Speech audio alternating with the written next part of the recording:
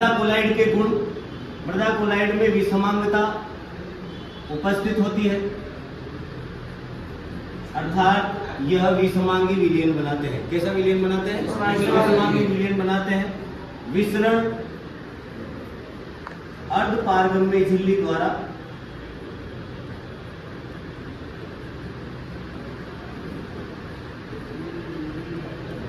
नहीं होता।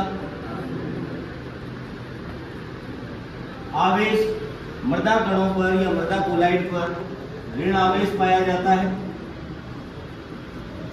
अर्थात धनायनों को अधिशोषित करने की क्षमता पाई जाती है। टिंडल प्रभाव टिंडल द्वारा प्रस्तुत किया गया। टिंडल द्वारा प्रस्तुत किया गया प्रभाव क्या होता है? प्रकाश किरणों को विभेदित करना। क्या होता है?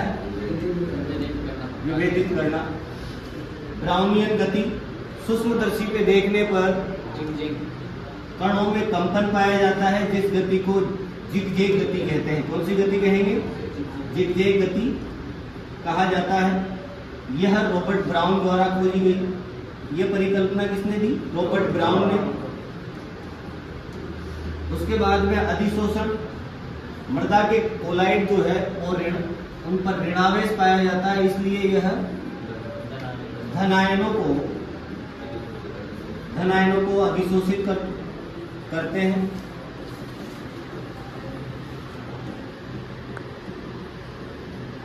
अवक्षेपण, मृदा कोलाइड के विलयन में विद्युत अपघट्य मिलाने पर यह अवक्षेपित हो जाते हैं,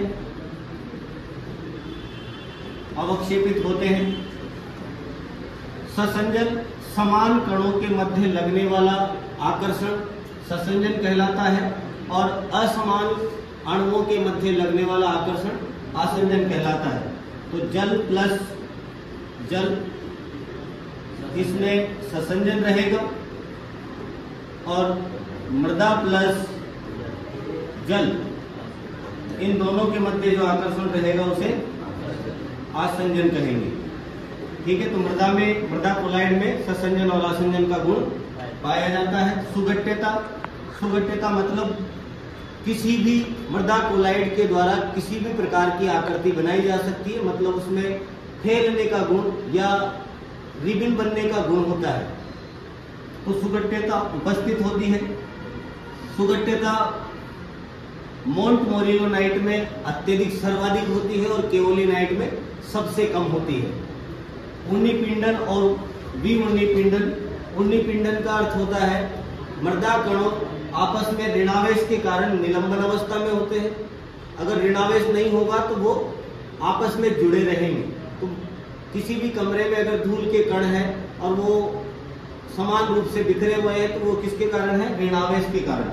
ऋणावेश के कारण वो बिखरे हुए रहते हैं, निलंबन अवस्था में रहते हैं। अगर उसमें कोई विद्युत अपघट्य मिला दिया जाए तो वो एक साथ हो जाते हैं। तो मृदा कणों का एक साथ होना क्या कहलाता है? उन्नीपिंडन कहलाता है।